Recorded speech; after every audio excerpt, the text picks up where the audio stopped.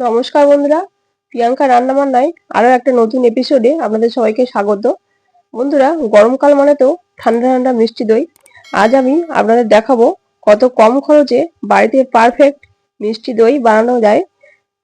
বন্ধুরা, আমার চ্যানেলে নতুন বন্ধু হলে চ্যানেলটা সাবস্ক্রাইব করার অনুরোধ রইল।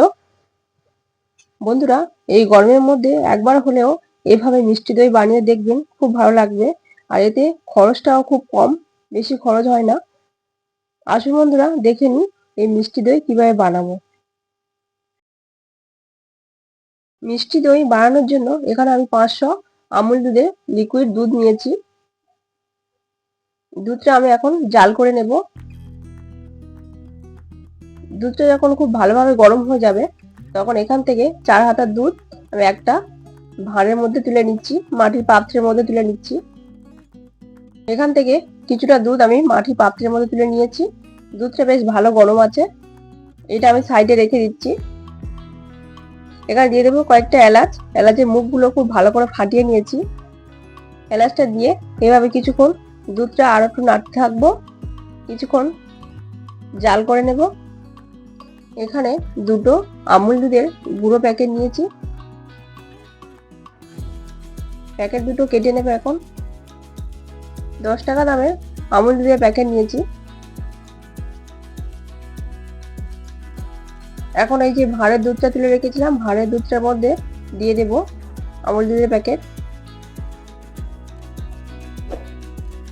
দুটো প্যাকেট দিয়ে খুব ভালো করে গুলে নেব।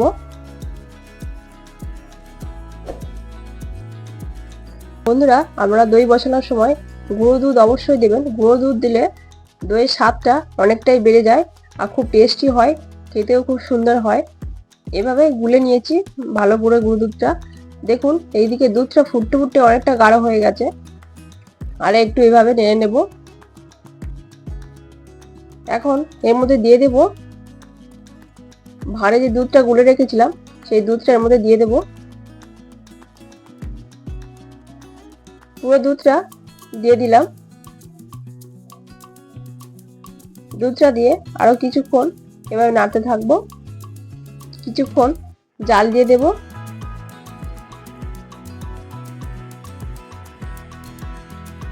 কিছুক্ষণ এভাবে নেড়ে চেড়ে জাল দিয়ে নেব। বন্ধুরা, এখন দিয়ে দেবো চিনি। এখানে আমি 4 টেবিল চামচ চিনি দিচ্ছি। 500 দুধের জন্য এখানে আমি 150 গ্রাম চিনি নিয়েছি। তার মধ্যে কিছুটা চিনি এখন দিয়ে ভালো করে গুলিয়ে নেব, আর কিছু চিনি আমি রেখে দিয়েছি ক্যারামেল তৈরি করার জন্য। গ্যাসের মধ্যে একটা ফ্রাই প্যান বসিয়ে নিয়েছি। এখানে দিয়ে দেবো 1 বাটি চিনি। চিনিটা দিয়ে সামান্য একটু জল দিয়ে দেব। চিনিটা যখন আমি ফুটতে শুরু করবে তখন একটা স্প্যাচুলার সাহায্যে এইভাবে নাড়তে থাকবো। নাড়তে নাড়তে চিনির কালারটা অনেকটাই চেঞ্জ হয়ে গেছে। দেখুন বন্ধুরা, চিনিটা গলে গিয়ে কালারটা অনেকটা চেঞ্জ হয়ে গেছে। এইভাবে আরো কিছুক্ষণ নাড়তে থাকবো। কিছুক্ষণ নাড়ার পর দেখুন চিনি ক্যারামেলটা পুরো তৈরি হয়ে গেছে। এখন গ্যাসের ফ্লেমটা বন্ধ করে দেব। গাঢ় করে রাখা দুধটা ক্যারামেলের মধ্যে দিয়ে দেব। হাতা দিয়ে গাঢ় করে রাখা দুধ দিয়ে দেব, দিয়ে এভাবে নাড়তে থাকবো। আরো কিছুটা দুধ এর মধ্যে দিয়ে দেব ক্যারামেলের মধ্যে, দিয়ে খুব ভালো করে মিশিয়ে নেব চিনি ক্যারামেলের সাথে। দেখুন বন্ধুরা, খুব ভালো করে মিশিয়ে নিয়েছি। বন্ধুরা, আপনারা যখন চিনি ক্যারামেল তৈরি করবেন তখন গ্যাসের ফ্লেমটা বন্ধ করে এভাবে দুধ দেবেন, না হলে দুধটা কেটে যাওয়ার সম্ভাবনা থাকে। ক্যারামেল করে রাখা পুরো দুধটা দিয়ে দিলাম, দিয়ে খুব ভালো করে এভাবে মিশিয়ে নেব। মিশিয়ে আরো কিছুক্ষণ জাল করে নেব।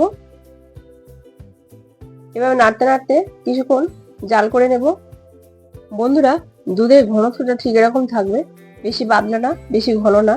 এখন আমি গ্যাসের ফ্লেমটা বন্ধ করে দেব। এখানে নিয়েছি টক দই। টক দইটা আগে থেকে একটা ছাঁকনির মধ্যে রেখেছিলাম। কতটা জল রিলিজ হয়েছে দেখুন, অনেকটা জল বেরিয়ে গেছে। টক দই থেকে জলটা ঝরিয়ে নিয়েছি। এখন একটা বাটি নিয়েছি, বাটির মধ্যে নিয়ে নেব 2 চামচ টক দই। বাটির মধ্যে 2 চামচ টক দই নিয়ে নিলাম। আর কিছুটা টক দই আমি রেখে দিয়েছি। এভাবে ভালো করে ফাটিয়ে নেব। এভাবে ঘুরিয়ে ঘুরিয়ে খুব ভালো করে ফাটিয়ে নেব। এখন ঘন করে রাখা পুরো দুধটা এখানে নিয়ে নিয়েছি। দেখুন আমুল ডুবিয়ে সহ্য করা যায় এরকম উষ্ণতা থাকবে দুধে। আমুল ডুবিয়ে সহ্য করা যায় এরকম উষ্ণতা থাকবে, বেশি গরম না বেশি ঠান্ডাও না, উষ্ণ উষ্ণ গরম থাকবে। এখন আমি পুরো ঘন করে রাখা দুধটা ওই টক দইয়ের মধ্যে ঢেলে দিলাম। টক দইয়ের মধ্যে দিয়ে খুব ভালো করে এভাবে মিশিয়ে নেব। বন্ধুরা, আপনারা বেশি গরম দুধ টক দইয়ের মধ্যে দেবেন না, তাহলে দুধটা কেটে যাওয়ার সম্ভাবনা থাকে। উষ্ণ গরম থাকবে সেরকম দুধ এই টক দইয়ের মধ্যে দিতে হবে।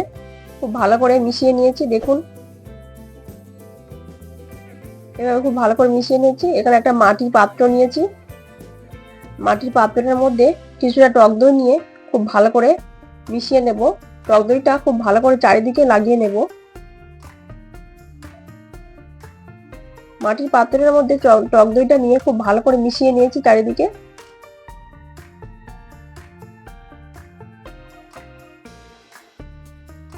এখন ঘন করে রাখা দুধটা এর মধ্যে ঢেলে দেব। বন্ধুরা, আমরা দুই রকম পদ্ধতিতে দই জমাতে পারেন। এক নম্বর হচ্ছে গ্যাসের মধ্যে একটা তাওয়ায় বসিয়ে তার উপর কড়া বসিয়ে দইয়ের পাত্রটা দিয়ে ঢাকা দিয়ে লো ফ্লেমে 10 মিনিট রাখতে পারেন।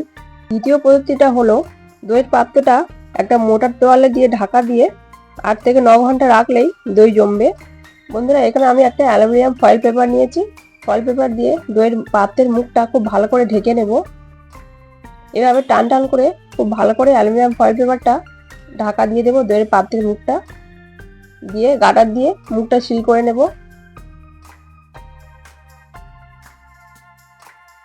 গার্ডার লাগিয়ে দিয়েছি, দিয়ে খুব ভালো করে ঢেকে নিয়েছি। এখন আমি 8 থেকে 9 ঘন্টা রেখে দেব। একটা ননস্টিকের কড়াই নিয়েছি, তার মধ্যে স্ট্যান্ড বসিয়ে দইয়ের পাত্রটা এর মধ্যে দিয়ে দেব। দইয়ের পাত্রটা খুব ভালো করে বসিয়ে নিয়েছি। এখন কড়াইয়ের মুখটা ঢাকা দিয়ে দেব। কড়াইয়ের মুখটা খুব ভালো করে ঢাকা দিয়ে দিয়েছি। ঢাকা দিয়ে এর উপর থেকে একটা মোটা তোয়ালে ভালো করে ঢেকে দেব। একটা মোটা তোয়ালে এর মধ্যে দুভাঁজ করে ঢেকে আমি 8 থেকে 9 ঘন্টা রেখে দেব। 8 থেকে 9 ঘন্টা পরে ফিরে এলাম। দেখুন বন্ধুরা, এখন দইয়ের পাত্রের মুখটা খুলে আপনাদের দেখাচ্ছি। অ্যালুমিনিয়াম ফয়েল পেপারটা খুলে নেব।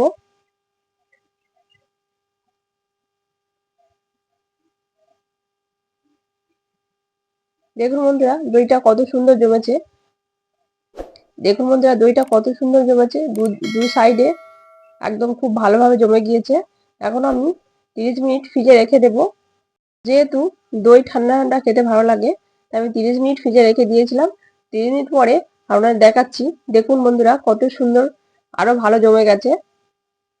এখন আমি এই ঠান্ডা দই সবাইকে পরিবেশন করব। সব সাইডে কত সুন্দরভাবে জমেছে, দেখুন কত সুন্দরভাবে দইটা বসে গিয়েছে। এখন আমি এই ঠান্ডা দই পরিবেশন করব। আপনারা এইভাবে বাড়িতে দই একবার হলেও বসিয়ে দেখবেন, খুব সুন্দর লাগে, খুব টেস্টি হয়। বন্ধুরা, এই গরমের মধ্যে একবার হলেও আপনারা এইভাবে বাড়িতে দই বানিয়ে দেখবেন, খুব ভালো লাগে। বাজারে কেনা দইয়ের থেকে বাড়িতে বানানো দই আরো বেশি টেস্টি হয়। বন্ধুরা, এই দইয়ের রেসিপি কেমন লাগলো কমেন্ট করে আমাকে অবশ্যই জানাবেন। আর এরকম নতুন নতুন রেসিপি পেতে চ্যানেলটা সাবস্ক্রাইব করে পাশে থাকবেন। আবার হাজির হব নতুন কোনো রেসিপি নিয়ে। আপনারা সবাই ভালো থাকবেন, সুস্থ থাকবেন। ধন্যবাদ।